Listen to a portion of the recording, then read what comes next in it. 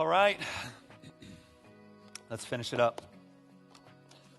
Solomon says that he, and I want to be really careful here to put this in the context in which it falls, because I think one of the mistakes we can make here is you can look at this book and go, oh, how romantic and how sweet, what a beautiful thing this thing must have been. But I'll tell you, this thing is much like your marriage, those of you who are married, in that there were these very good, rich, beautiful seasons, and there were these very, very dark seasons. And I can tell you that for this queen in particular, and for this marriage in particular, the darknesses went well beyond yours. And I don't care what's in yours, it went well beyond yours. Solomon freaks out at some point and decides to figure out if there's anything worth having on earth, anything that's sustaining, anything that can satisfy him. And he puts his wisdom and his money and his power to work trying to figure out if there's anything that in the end sustains forever under the sun. And the scriptures say he first started out, probably like most juveniles did, with parties. And so Ecclesiastes, the second chapter, would say that he started throwing these parties, and he threw a party, and then he threw a party again the next night and loved it, threw a party again the next night and loved it, threw a party again the next night and loved it, and then it kind of got boring to him. So what did he do? He took it to another level, all right? He brought in more people and more wine and more food and more entertainment, and then he partied some more, and he partied some more, and he partied some more, and he partied some more, and he partied some more, and then that party got boring to him, so he made the party even bigger. And we can find out by cross-referencing Ecclesiastes to 1 Kings that Solomon's party got so huge that on any given night, he was killing enough food for 15,000 people. All right? And so we have an extended period of time in Solomon's life where the temple, or not the temple, but the kingdom is blowing up, all right? He's bringing in the best bands, the best comedians. He's killing a herd of cattle almost every night of the week to feed steak and the best wine. I mean, he's killing vineyards. He is, like, I get that your little 4th of July party's happening, all right? But it's junior varsity compared to what's going on here, all right? He is blowing it up. And then one day, he just stops throwing them. He gets exhausted from it. He just doesn't want to do it anymore. He probably grew up, probably got tired of waking up in the back of an El Camino with a new tattoo and just said, I'm done, all right? This is over. That's not my story. I'm done. And so he moves to building.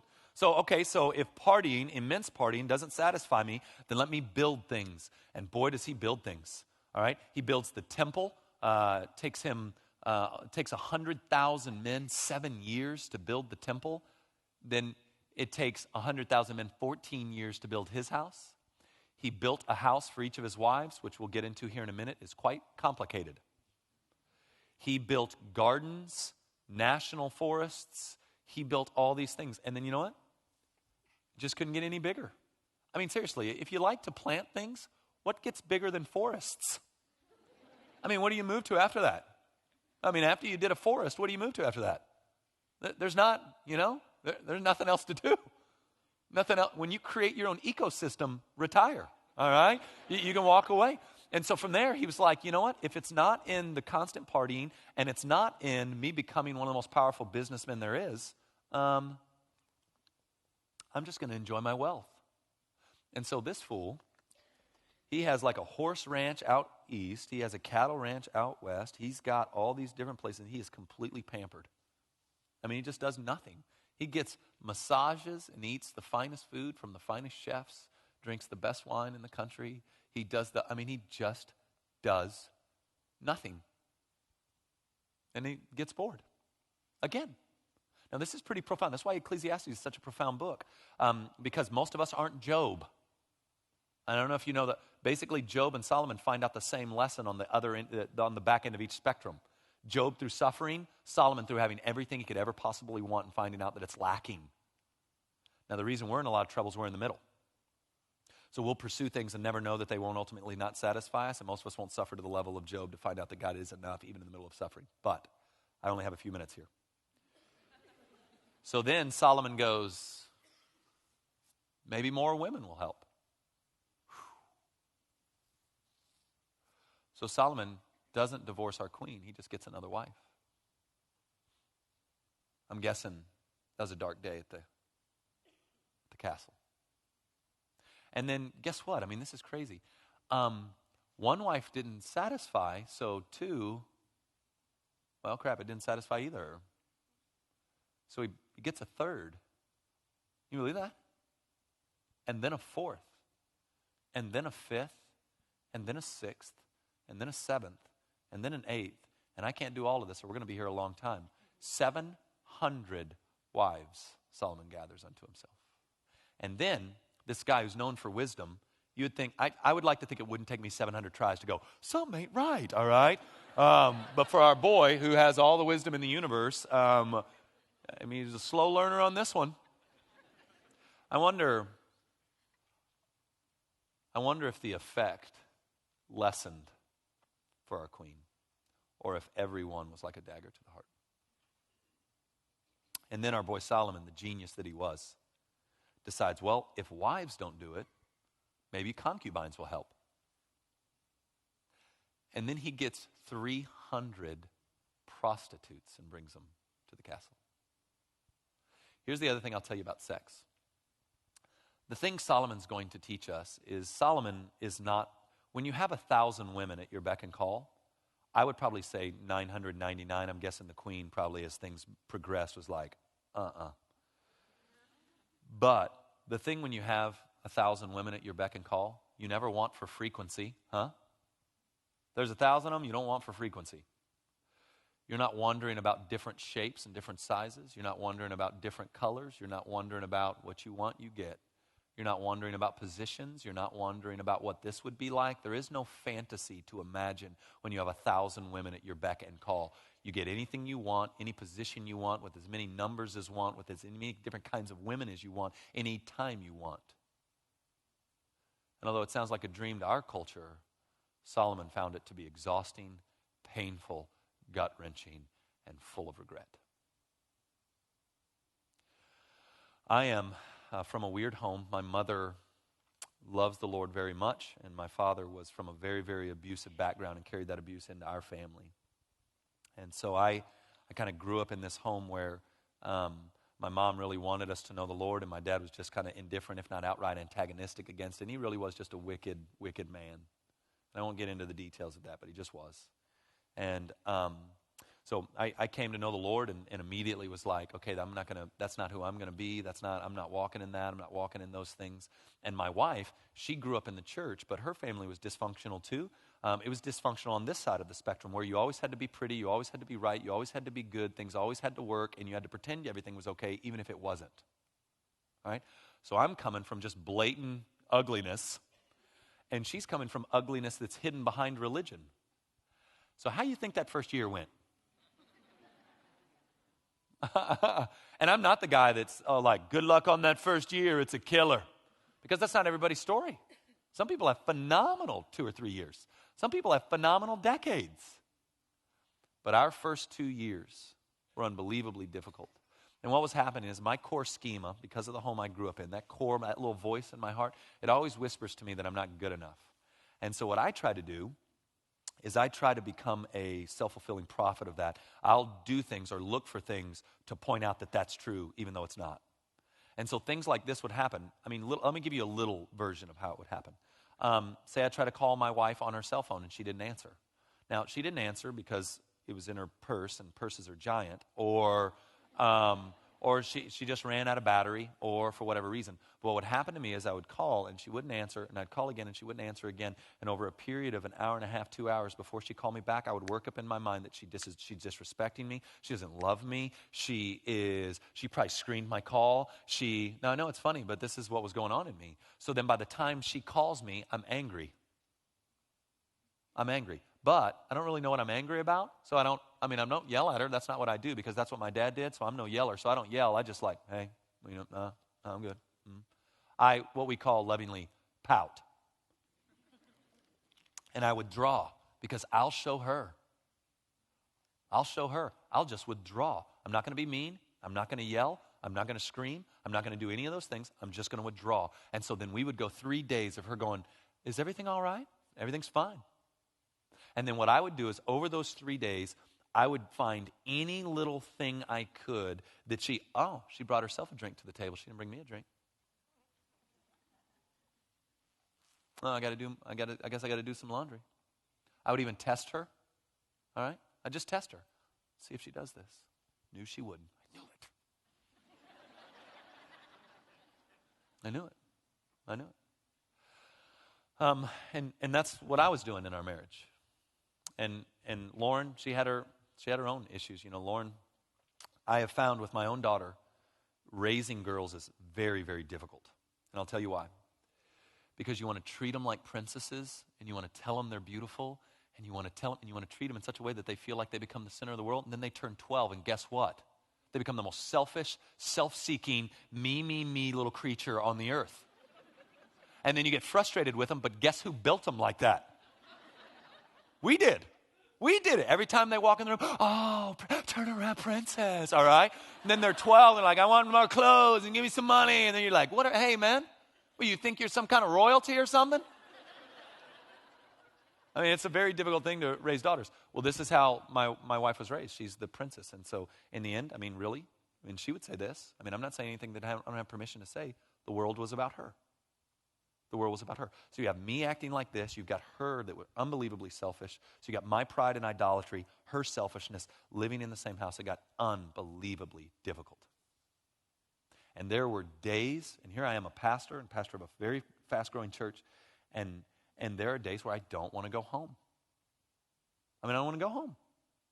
You know why? Because at work, I'm big time. At work, I am a big deal. And so there are times it's just easier to stay at work. Huh? But something happened. Because we were both at this place where here's what we were doing. We're not going anywhere. There's the Hebrew word that we're going to get into in chapter 8, ahava. And this word ahava, it basically means there's nowhere else I'd rather. It's a commitment of the will, but it's not a sexy word. Like when you say a commitment of the will, there's this kind of romanticism of, oh, you're not going anywhere. It's this beautiful moment. I love you with my will. I'm not going anywhere. But that's really not how the word translates. The word translates almost like she's throwing crap at you, trying to kill you, and you're hunkered down behind something going, I'm not leaving. I'm not leaving. Please put the rifle down. All right? That's the word. So don't make this a romantic idea. This is not a romantic, pretty idea. This is things can't get darker. I'm not going anywhere. You couldn't hurt me anymore. I'm not going anywhere. You couldn't betray me any farther. I'm not going anywhere. I'm not going anywhere. And I want you to listen to this. This is profound. Look at verse 6. Set me as a seal upon your heart, as a seal upon your arm. For love, for ahava, is as strong as death. Jealousy is fierce as the grave. Its flashes are flashes of fire. The very flame of the Lord. Many waters, not even 999 waters, cannot quench ahava, neither can floods drown it. If a man offered for love all the wealth of his house, he would be utterly despised. You see the ferocity in her commitment. I mean, there's a ferocity. And honestly, Jesus would have let her out of this marriage, I think. Unrepentant adultery? Jesus would have let her out. He'd have said, go. Get out. This guy's a bum. He's a scoundrel. There might not be any hope for them. Maybe, listen, she could have been wise for getting out. But she's got this thing here, this ferocity, this commitment, this desire for, oh my dove in the cleft of the rocks. She remembers. She remembers his heart before sin got him. And she sees her husband as being sick and wounded, not just being wicked. The turning point in my marriage came when I was being just a complete jackass one night. I don't know if you can say that here, but it's too late. I was being just a complete and utter jerk. And said some things because I knew they would wound her. And I'm in our kitchen. I can't see where she is. She's around the corner. And I just said it across the deal. And I heard her get up from the chair. And she walked around our counter. And she turned the corner and she grabbed me, all right? And she just started hugging me and sobbing. She just hugged me, and she sobbed, and she sobbed, and she sobbed, and she sobbed, and she sobbed. She just said, she didn't look up at me, but she just said, I don't know what happened to you to hurt you like this, but I love you and I'm not going anywhere. And I, the next morning, called for the first time a Christian counselor and said, I need some help. I can't get myself out of this. I can't. So the funny thing was, it wasn't my wife's venom, and it wasn't her jabs, and it wasn't her, it was her love and her grace towards me that made me go get help. And then here's what I found. This was pretty profound. I started in working through my own issues. I started realizing how much my affection for her was dependent upon whether or not she did what I wanted her to do or not. And so in working and repenting, because that's what I needed to do, I started being able to love her like Christ loved the church. And it was amazing how quickly she decided she needed to go get help and she needed to work on her soul when I started loving her like Jesus asked me to love her within the safe confines of neither one of us are going anywhere and we're working this thing out. Ahava is as strong as death. And it gets her, when all's said and done, back out in the vineyard with this man she loves. Now, I'm not, if your husband or wife has had 700 other lovers while you've been together, I'm not, nor do I think this book is encouraging you to stay. I think you would be rather foolish.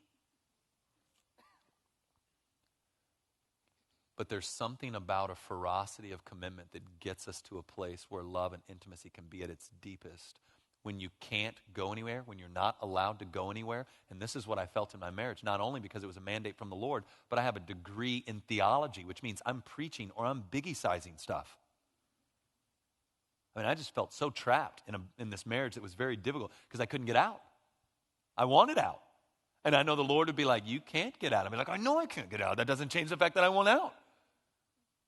And now here I am 10 years in, after the Lord has healed, after the Lord has worked. Well, let me say this. As he's been healing, as he's been working and healing, and now I know that I can't wait to get out of here, to get on the plane and get back home to see my girl. I want to go home. I don't want to spend a long time with you. I hired a whole new assistant just to get me home more. Get me home more. I'm tired. I'm gone all the time. I want to be gone all the time. I want to be home. I don't know how to do it. Get me home. And to watch how God's grown us together through all the junk that my father's father started, and all the religiosity pretense over here, and how we've got to come together and walk so well. I mean, isn't this the nature of the gospel? Isn't this the nature of the gospel, that Christ takes two very, very broken things and begins to heal, begins to work, and that's why I already said it last night, I'll say it again. At the end of the day, this thing's about Jesus. At the end of the day, this thing has to be about Jesus because he is our only hope at reconciliation. And I know for those of you who aren't believers, you're going, that's hopelessly arrogant. I mean, there are so many religions and so many ways to peace and so many ways. And I'd tell you this, that be careful of classifying Christianity as a religion because in definition, it's not. All right? Religion, if it had a bumper sticker, would say, I do, therefore I'm accepted. That's all religion. Buddhism, Hinduism, the Muslims, they all believe, I do this, so I'm accepted by God. That's not Christianity. Christianity is God did, Christ did, so I'm accepted. It's completely opposite, completely different. And so we humbly submit to our King. Do you know what it is that changes us? The kindness of God. That he would love us where we are. That's what leads us to repentance. That's what leads us into joy. Okay. So let's wrap this whole thing up where we began. So God, wanting to glorify his name, creates a universe and then creates a man, puts a penis and some testicles and some testosterone in him, breathes life into him and tells him, chase down the woman, creates the woman, rounder hips, estrogen, softer bodies, breasts. And he says, in this relationship, primarily, more than any other relationship, I will reveal myself and I'll do surgery to the soul. And sin comes into the world and fractures all that was good and right and rhythmic and beautiful and deep. And that's where we find ourselves today, in a fractured world. But Jesus has come to restore the rhythm. Jesus has come to put things back into their rhythmic state for those who will submit to his commands and his will. But remember what we said. The commands and will of God aren't for begrudging submission, but rather for our joy. God's commands, his build around sex, around romance, around relationships, are not to try to rob from you anything, but rather to take you deeper into joy. He's more glorified in your joy of him than in your begrudging submission to him. It works that way in marriage, doesn't it? How's your wife? Oh, well, I made some vows, so I'm in there. I mean, nobody's going, that's what I've been dreaming about since 4th grade, thank you.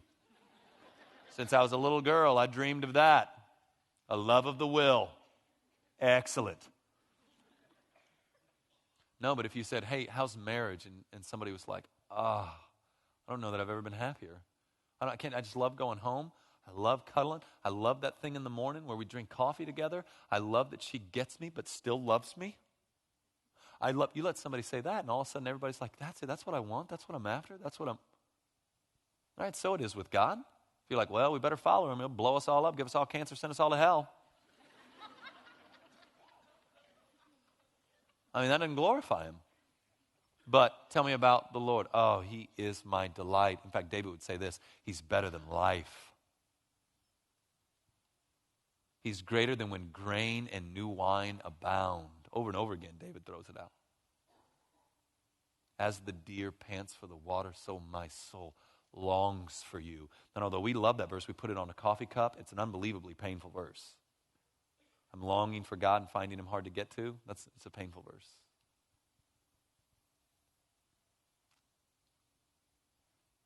So my hope for you, like I told you last night, is not just better sex and stronger relationships, but a relationship with the King of the universe who rhythmically built the universe for his glory and your joy. But to get there, we have to submit our lives to him.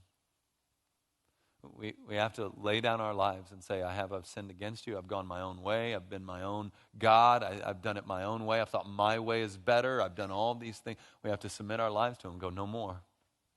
Rule my life, rule my mind, fill my heart. So, and I don't think you can, listen, I've always been real weirded out by that little prayer we do at the end of service. Everybody repeat after me. Christianity and voodoo, you don't have any kind of incantation that saves you. Say these words and you're in. Wrong. No, the Holy Spirit has to do this thing here.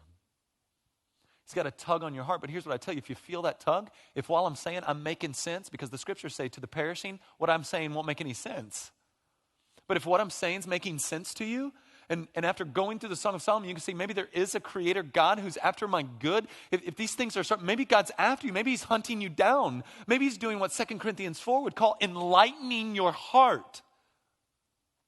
And if that's the case, then our response has to be to cry out, okay, help me. I don't even know what to do. I don't know what that means. I don't know, but help me. That little prayer we do at the end, that's just kind of that little, okay, help me. And honestly, we do it more just so that somebody can come alongside of us and help us. Who said that prayer? I did. I have no idea what I said or what that meant. Help me. And so if at the end of this weekend here, man, you felt like some of this is making sense. Historically, you haven't known the Lord, and all of a sudden you feel this pull that maybe there might be some truth to this. Okay, that's the God of the universe romancing you. How cool is that?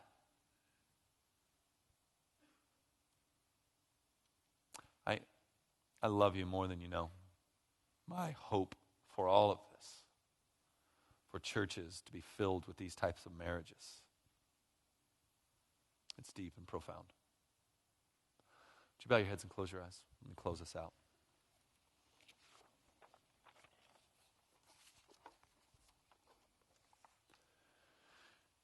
here in a second, in the back of your little commitment card, or in the back of your little bulletin thing they gave you when you walk in, there's this little commitment card that just basically is, hey, this is what the Lord's doing in my life. And I think what their checks are in that little box is, that you prayed to receive Christ, or you would like more information, or something like that. But by checking either one of those boxes, what you're basically doing is letting fellowship know, hey, I need to talk with somebody more about this, because I feel like this is making sense. I feel like the Lord's calling to me, so I need somebody to help me here because I'm a little bit confused.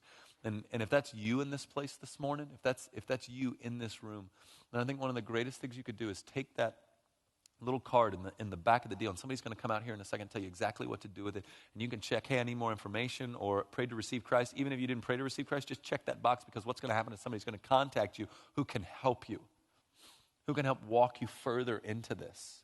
Because listen, not only does this hold sway over just marriages, but every area of life, everywhere, always. It's the truth of the gospel. The gospel isn't a compartmentalization. It's not a religion. It's a life-saturating thing. And so I want to encourage you, man, if that's you, if you're going, this is making sense, I need to know more about this, to check one of those boxes and then to do what they tell you to do with it so we can get some help. But for now, I've got a plane to catch, so I want to say a blessing over you. I just want to pray over you, blessing. And then my time with you will be done. And I'll see you, specifically those who are brothers and sisters, I'll see you again on this side or the other. Let's pray. Father, I don't know the stories that are in here. Maybe one or two of them, just old friends. But I know there are men and women with an unreal amount of pain and an unreal amount of hurt in the deep places of their heart. And I know they've been wounded and betrayed, and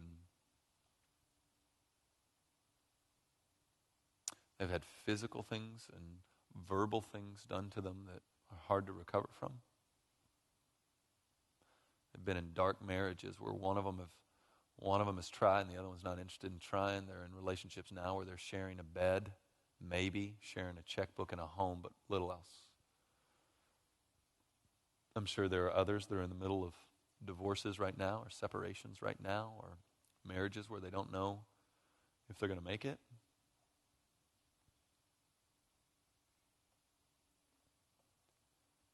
And so, Father, my hope is that the truth of your word might enter in and point in a direction. I don't think that 6 talks can heal anything, but it can throw out a path of how we get there, and it can throw out an end for what it'll look like if we'll submit and fight the good fight.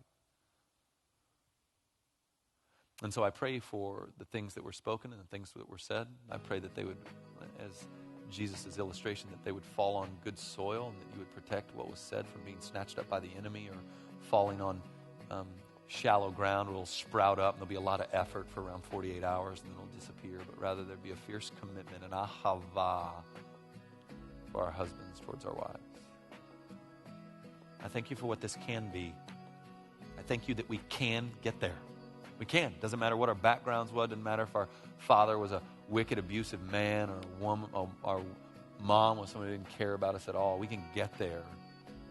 We can get there through the cross. By the cross, we can get there. Help us, Jesus. We'll need your help. This thing will be like climbing Everest. It's for your beautiful name. Amen.